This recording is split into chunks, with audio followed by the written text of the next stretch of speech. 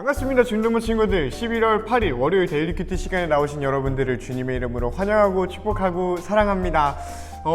여러분도 이제 알겠다만 전도사님이 이 영상을 미리 찍습니다. 그래서 여러분이 어제 주일 예배 때 들었던 설교가 완성되지 않았을 때이고요, 여러분이 어제 들었던 그 광고 내용들이 종합이 되지 않았을 때입니다. 그래서 전도사님이 뭔가 이렇다 저렇다 확언을 미리 하기에는 좀 거의 예언이다 보니까 못하겠다만, 전도사님이랑 부장님이랑 선생님들이 어떤 걸 이야기를 하냐면, 이 큐티 성실하게 참여한 친구들한테 고마우니까 선물을 주자, 이런 이야기를 하고 있습니다. 그래서 전도사님이 왜 그 생각을 진작에 못했지 싶더라고. 그래서 우리가 선물 받으려고 큐티하는 건 아니지만, 여태까지 큐티해온 습관을 들여온 여러분이라면 다 받아갈 수 있겠다라는 생각도 들고요.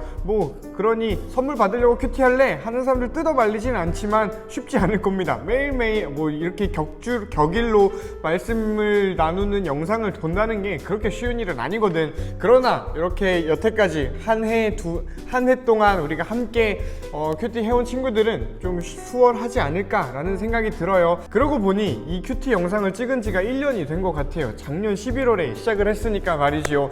어쨌든 이렇게까지 함께 해준 여러분 고맙고, 우리 한 해의 마지막까지 열심히 같이 해봤으면 좋겠습니다. 전도사님이 기도하고 우리 같이 하나님 말씀 뜯어보면 좋겠습니다. 기도합니다. 사랑의 하나님 아버지, 감사합니다. 오늘도 하나님 말씀 앞에 우리를 불러주시고 우리를 듣게 하시니 감사를 드립니다.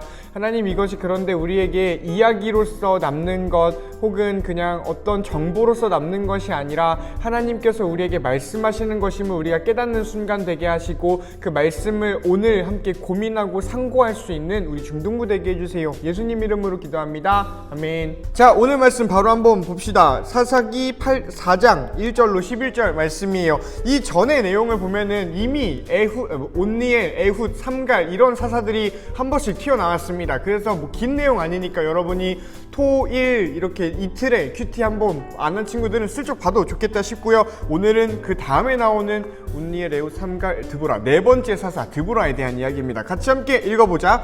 에훗, 이 전에 있던 사사예요. 에훗이 죽은 뒤에 이스라엘 백성은 또다시 여호와께서 보시기에 나쁜 일을 저질렀습니다. 그래서 여호와께서는 가나안 왕 야빈에게 그들을 넘겨주셨습니다. 야빈은 하솔성에서 왕 노릇했습니다.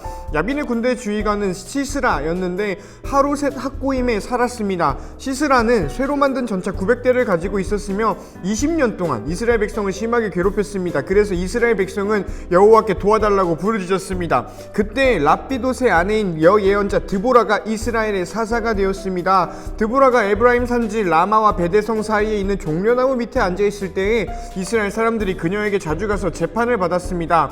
여기까지 이렇게 끊은 적이 별로 없었지요. 항상 이야기했던 그 사사기의 스테레오타입, 이 틀에 박힌 루틴이 여기 그대로 드러납니다. 사사가 죽었더니 또다시 더 악한 죄를 여호와 앞에 짓지요. 그래서 하나님께서 가나안 왕 야빈을 들어서 이스라엘을 심판하시고 나니까 이 여호와께 도와달라고 싹싹 부르짖으면서 회개를 하는 장면이 나옵니다. 그리고 하나님께서 드보라를 사사로 세우셔서 사사인 드보라가 이스라엘을 구원하는 장면이 이 다음 큐티에 나올 거예요. 그리고 오늘은 그 드보라가 처음 등장해서 하는 일들에 대해서 나오는데 우리 함께 보면 좋겠습니다. 드보라는 바락에게 심부름 하는 사람을 보내어 그를 불러오게 했습니다. 바락은 아비노함의 아들인데 납달리 지파의 지역에 있는 게데스 성에 살았습니다. 드보라가 바락에게 말했습니다. 이스라엘 하나님 여호와께서 당신에게 명령하십니다. 가서 납달리와 스불론 지파 사람 10,000명을 모아 다볼산으로 가거라. 내가 야빈의 군대 지휘관인 시스라를 너에게 오게 할 텐데 너는 기손간에서 시스라와 그의 전차와 그의 군대를 맞이할 것이다. 나는 네가 그곳에서 시스라를 물리치도록 도와줄 것이다. 그러자 바락이 드보라에게 말했습니다. 당신이 나랑 같이 가면은 나도 가겠습니다. 그러나 당신이 나와 함께 가지 않는다면 나도 가지 않겠습니다. 드보라가 대답했습니다. 물론 나도 당신과 함께 가겠습니다. 그러나 이 싸움에서 이기더라도 당신에게 돌아갈 영광은 없습니다. 여호와께서는 한 여자에게 시스라를 물리치도록 하실 것입니다. 그 후에 드보라는 바락과 함께 게데스로 갔습니다. 게데스에서 바락은 스불론과 납달리 백성을 불러 모았고 10,000명이 바락을 따라갔습니다. 드보라도 바락과 함께 갔습니다. 아멘. 이런 이런 내용입니다. 드보라라는 사람이 바락이라는 사람을 부른 장면이겠다 싶지요. 우리 다시 한번 읽어보고 여러분의 눈으로 질문해보고요. 그리고 이 말씀이 어떤 의미인가 생각해보고요. 그걸 묵상이라고 하지요. 좀 더 어려운 말로 우리가 사도행전 17장에서 본 말로는 상고하는 것이겠다 싶어요. 그러니 우리 같이 상고해보고 함께 나눠봤으면 좋겠습니다. 시작! 여러분은 어느 부분에 눈길이 좀 갔습니까? 전도사님은 몇 군데가 있었는데 오늘 여러분이랑 어떤 걸 나눠야 할까? 좀 짧게 해야 되니까 어떤 걸 나눠야 될까 고민을 하고 있습니다. 그 중에 전도사님은 이 부분이 좀 눈에 들어왔어요. 시스라를 맞이하러 가는 바락이지요. 그래서 드보라가 바락 장군을 불렀을 때 그 장면입니다. 이거 좀 여러분 중에 익숙한 사람이 있을 거예요. 이 성경 이야기를 알아서 익숙하다기보다는 우리 일상에서도 많이 하는 거기 때문이야. 이렇게 말합니다. 드보라가 바락한테 야 너 시스라랑 맞짱 뜨러 가라고 하나님이 보냈어 라고 했더니 바락이 나 가긴 갈 건데 너 가면 갈게. 너 안 가면 나 안 갈래 라고 말하는 장면이에요. 이렇게 나옵니다. 당신이 나와 함께 가면 나도 가겠습니다. 그러나 당신이 나와 함께 가지 않는다면 나도 안 갈래요 라고 바락 아저씨가 이 여예언자이자 사사인 드보라에게 말을 하는 장면이지요. 이거 우리 모습이지 않나요? 뭐 어른분들이 선생님이나 누가 야 너 이것 좀 해봐 하면은 쟤 하면 할게요 라고 하거나 친구가 뭐 야 너 여기 놀러 갈래? 야 나 쟤 가면은 같이 갈래? 아 근데 쟤 안 가면 안 가. 뭐 이런 것도 있겠고요. 야 얘들아 이제 11월부터 교회가 오픈되니까 교회에서 보자 라고 했더니 걔 가요? 걔 안 가면은 좀 그런데 뭐 이렇게 이야기를 한다거나 우리도 그런 게 참 많이 있습니다. 물론 나도 그러하고요. 전도사님이 한 소심 해가지고 가면은 나 혼자 있으면은 혼자 밥 먹으면은 찐따 같을 텐데 이런 생각 진짜 많이 하거든. 근데 뭐 이거는 물론 성향에 따라 MBTI에 따라서 다르겠다만 전도사님은 그런 생각을 좀 많이 합니다. 어릴 땐 더 그랬고요. 중학교 땐 극심했고요. 지금은 좀 괜찮아진 편인데 여러분 중에도 그런 친구들이 있겠다 싶습니다. 그런데 오늘 이 바락 아저씨가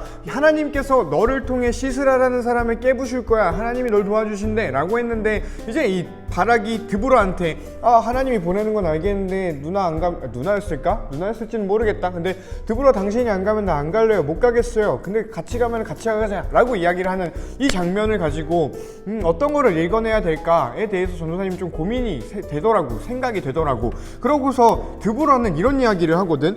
야 있잖아, 네 싸움에서 이기더라도 너한테 영광은 없다 라고 하는 거야. 나는 사실 이게 우리 현대인들한테는 좀 이해가 안 가는 어떤 질문 중에 하나예요. 특히 어린 친구들일수록 그런 것 같아. 영광이라는 단어가 우리 일상생활에서 나에게 있다라는 개념이 좀 없거든. 영광하면은 뭔가 하나님 아니면은 진짜 막 축구 선수 막 스포츠 스타 막 이렇게 나라를 대표하거나 뭔가를 대표하는 뭔가 엄청 위대한 사람한테나 쓰는 말이 영광이라는 말인 것 같다 보니 이 너한테 영광은 돌아가지 않을 거야 라고 하는 게 그렇게 와닿지만은 않잖아요. 사실 영광이 중요하냐 목숨이 중요하냐 따질 때 뭐 기사도나 노블리스나 뭐 이런 선비들이나 이런 분들한테는 그래도 난 명예를 택하겠소 라고 하겠다만 우리들한테는 그렇지 않죠. 명예고 나발이고 내가 일단 살아야 되잖아요. 그러니 전도사님한테 사실 이게 좀 와닿지가 않았어요. 그러면서 이 성경이 원래 말하는 거랑은 좀 다를 수도 있겠다만 전도사님한테 받아들여진 건 뭐냐면 이거 영광이 중요하네, 목숨이 중요하네, 업적이 중요하네 이런 이야기 하는 게 아니겠다라는 생각이 들었어. 물론 성경 그 자체에서는 그런 이야기를 하는 걸 수도 있겠지만 오늘 이걸 묵상하고 그러면은 이 말씀을 본 나는 어떻게 살아야 되지? 라고 고민하는 소심쟁이 태연 전도사님한테는 이런 묵상이 되었다라는 것입니다. 뭐냐면 소심한 건 죄가 아니야. 소심한 거는 뭐 틀린 것도 아니고요. 소심해서 뭐 손해 볼 만한 것들이 있기는 한 것 같아. 피해 볼 만한 것들 있기는 해요. 근데 소심한 것 자체는 결코 죄가 되지 않습니다. 뭐 피해가 되지도 않고요. 물론 피해가 될 만한 상황이 있겠다 싶지만 말이죠. 그러다 보니 오늘 전도사님이 이걸 읽으면서 좀 든 생각은 뭐 소심할 수 있어. 그런데 담대해야 할 때는 담대해야 해 라는 이야기가 전도사님한테 좀 와닿았어요. 담대해야 할 때는 소심해서는 안 돼. 그 소심함이 극복되어야 할 때가 있다 라는 이야기가 전도사님한테는 있는 것 같아. 물론 이게 우리의 성격이나 어떤 성향이나 이런 거를 다 극복해야 돼 이런 이야기는 절대 아닙니다. 그거는 종교가 할 이야기는 아닌 것 같고요. 심리학에서도 할 이야기는 아닌 것 같습니다. 우리 있는 그대로 우리지 이거를 뭐 다 뜯어 고칠 필요가 물론 필요에 따라서 뭔가 개선을 해야 될 부분은 있겠다만 다 뜯어 고칠 필요는 없겠다 싶죠. 다만 우리가 마땅히 무언가를 해야 할 때는 그거를 할 수 있는 용기가 있어야겠다라는 생각이 들었어. 그리고 그 용기는 객기랑 다릅니다. 용기랑 객기는 달라요. 그냥 어떻게든 되겠지 라고 해가지고 밀어붙이는 게 용기 있는 행동이다 라고 하기에는 아닌 것 같다라는 생각이 들죠. 그래서 용감할 수 있는 법, 반대말로 소심한 성격인데 좀 더 담대해질 수 있는 것, 혹은 내가 소심한 성격이 아닌 친구들이 있다면 내가 좀 더 이렇게 엑스터널하고 뭔가 액티비티하게 하는 거를 좋아하는 성격인데 담대해진다고 한다면 내 이 산만한 거를 좀 내려놓고 집중해서 무언가를 한다라는 의미도 되겠지요. 그러니 내가 소심한 성격이든 내가 소심하지 않은 성격이든 담대할 수 있는 이유, 그게 뭘까에 대해서 전도사님이 생각을 해봤는데 오늘 본문에서 좀 찾은 것 같아. 뭐냐면 이 바락 아저씨가 드보라한테 야 너 가면은 가고 안 가면 안 갈게 라고 말을 하잖아. 그런데 그 전에 드보라가 어떻게 불렀는지를 보면은 이렇게 얘기를 합니다. 이스라엘 하나님 여호와께서 당신한테 명령하십니다. 가서 뭐 10,000명을 모아가지고 다볼산으로 가서 시스라 만나면은 시스라랑 싸워. 그럼 내가 물리치도 도와줄게 라고 하나님 여호와께서 명령을 하셨다라는 것이요. 전도사님 생각엔 바락 아저씨가 이거를 못 들었겠다 싶어요. 들었는데 신경을 못 썼거나 들었는데 까먹은 것 같아.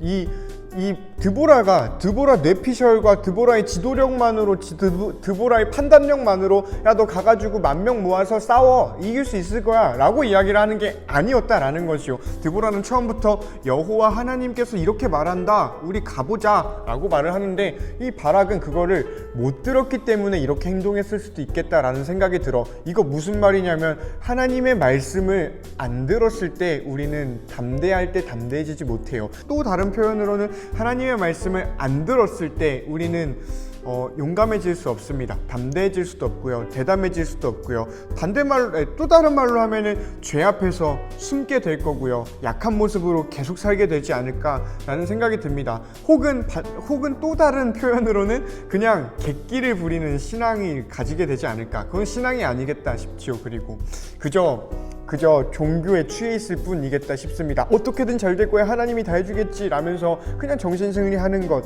이거밖에 되지 않겠다 싶어요. 그래서 우리가 담대해질 수 있는 것, 또 다른 표현으로 이 말 왜 이렇게 많이 하지? 또 다른 표현으로는 우리의 어떤 안 좋은 성격들 혹은 약점이라고 생각되어지는 그 성격들 혹은 내가 움직여야 할 때 그거를 막아내는 나의 어떤 성향들을 넘어갈 수 있는, 그거를 극복해낼 수 있는 그 포인트는 나의 노력, 나의 힘, 나의 결단 이런 거에 있지 않고요.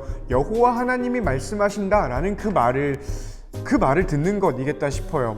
그게 설교이던 이 큐티에서 나누는 전도사님의 메시지건 아니면 여러분이 혼자 보면서 이 말씀 속에서 하나님께서 나에게 주목하게 해주시는 것이던 말이지요. 그러니 우리 담대할 수 있는 이유는 하나님이 나한테 말했구나 라는 걸 아는 거겠다 싶어. 이거 말고 다른 이유가 어디 있겠어요. 바락이 뭐가 잘나가지고 그 철병거를 이끄는 시스라의 군대랑 맞짱을 뜰 수 있겠어요. 여호와께서 이렇게 말씀하신다 라는 말이 있었기 때문에 이 사람은 힘을 낼 수 있었는데 말이 들렸음에도 듣지 못했기 때문에 이 바락은 쫄았겠다 라는 생각이 듭니다. 그러니 우리 세상에 쫄지 말자. 하나님이 우리에게 말씀하시거든. 하나님이 우리에게 야 나는 너와 함께 있는 하나님이야. 이거 어려운 말로 임마누엘이라고 하시오. 나 너랑 함께 있으니 쫄지 말고 세상 속에서 하나님 나라를 바라며 살아가자 라고 말씀을 하고 계신 것 같아. 그러니 우리 그 하나님 만나며 살아갈 수 있는 저 여러분 되면은 좋겠다 싶습니다.